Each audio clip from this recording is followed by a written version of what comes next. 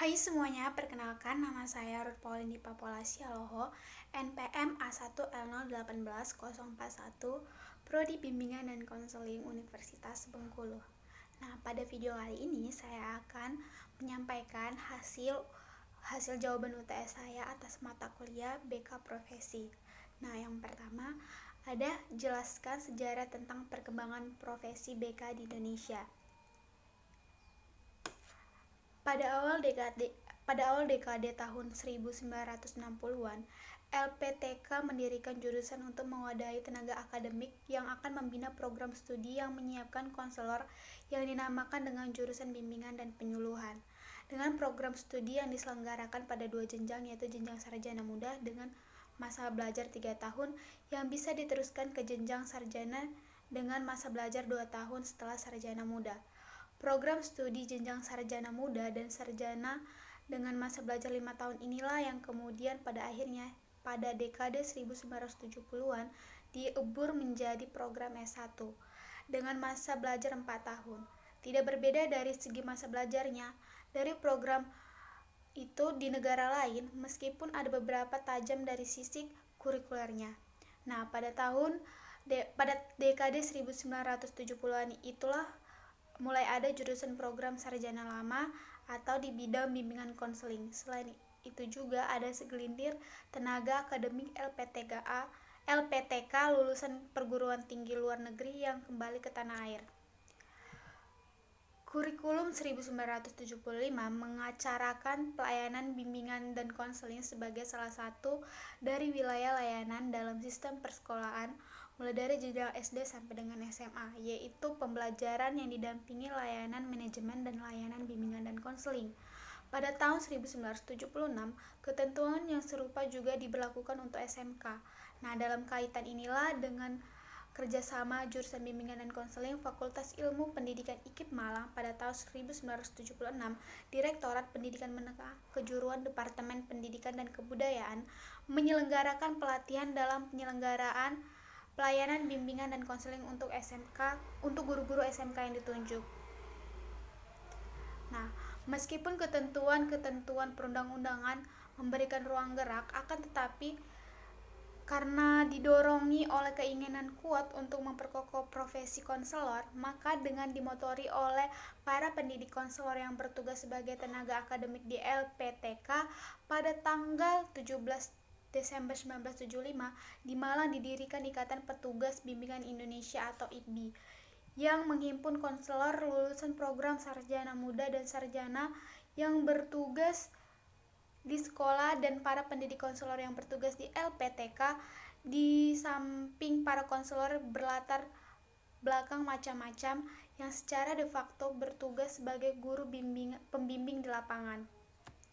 Ketika ketentuan tentang akta mengajar diberikan, tidak ada ketentuan tentang akta konselor. Oleh karena itu, dicarilah jalan keluar yang bersifat ad hoc agar konselor lulusan program studi bimbingan dan konseling juga bisa diangkat sebagai PNS, yaitu dengan mewajibkan mahasiswa program S1 bimbingan dan konseling untuk mengambil program minor sehingga bisa mengajar satu bidang studi. Nah, yang kedua ada perspektif BK di sekolah pada saat ini di masa depan.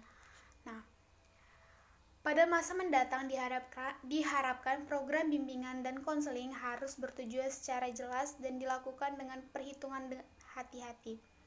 Hal ini karena program bimbingan dan konseling sesuai dan terintegritas dengan lembaga pendidikan. Oleh karena itu, program harus disusun untuk mendukung tujuan pendidikan di sekolah. Dari perspektif inilah, maka kegiatan bimbingan dan konseling sedapat mungkin menjadi bagian program sekolah pada umumnya. Yang ketiga, ada nilai-nilai pribadi konseli. Yang pertama adalah konseli harus memiliki komitmen yang kuat dalam mengamalkan nilai-nilai keimanan dan ketakwaan kepada Tuhan Yang Maha Esa. Yang kedua adalah saling menghormati dan menghargai sesama manusia. Yang ketiga adalah paham tentang irama kehidupan yang bersifat fakultatif, baik itu hal yang menyenangkan ataupun hal yang menyedihkan, kemudian mampu meresponnya secara positif. Yang keempat adalah memiliki pemahaman dan penerimaan diri secara objektif dan konstruktif, baik terkait dengan keunggulan maupun kelemahan baik fisik maupun psikis. Selanjutnya ada memiliki sikap positif atau respect terhadap diri sendiri dan orang lain. Selanjutnya, konseli juga harus mampu memiliki kemampuan untuk melakukan pilihan secara baik. Selanjutnya, konseli harus memiliki rasa tanggung jawab yang diwujudkan dalam bentuk komitmen terhadap tugas kewajiban. Nah, yang keempat, nilai-nilai pribadi dalam diri konselor. Nah, konselor dalam pribadi yang intelijen, juga konselor harus dapat menunjukkan minat kerjasama dengan orang lain. Konselor harus menampilkan kepribadian dapat menerima dirinya dan tidak menggunakan kliennya untuk kepuasan pribadi dan melebihi batas kode etik profesional.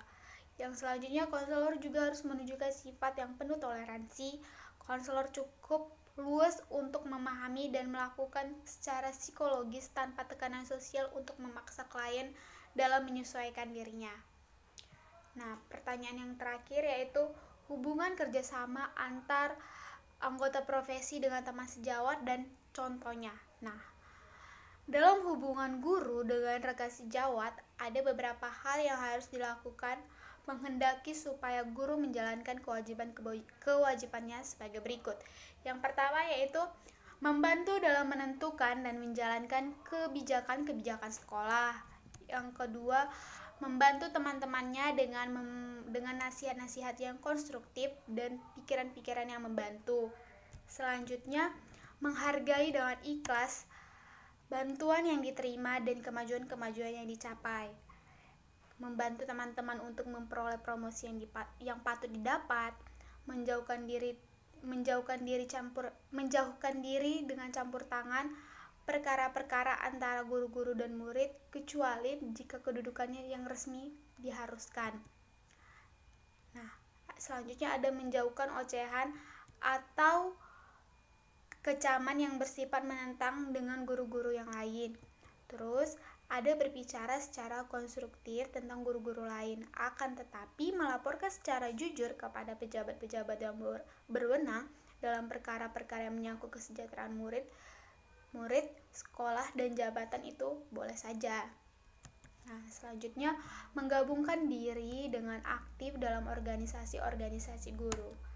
Nah, contohnya itu adalah misalnya dalam sekolah itu guru-guru harus bekerja sama dalam meningkatkan kepribadian, meningkatkan mutu pelajaran siswa-siswa yang ada di sekolah. Guru-guru juga harus mampu membina hubungan sesama antar guru, bersilaturahmi, dan juga dapat menjaga hubungan kekeluargaan, hubungan persaudaraan yang diperlukan baik dalam lingkungan kerja maupun juga hubungan keseluruhan dalam rangka menunjang tercapainya keberhasilan anggota profesi dalam membawakan misalnya sebagai pendidik bangsa. Sekian dari saya ucapkan terima kasih.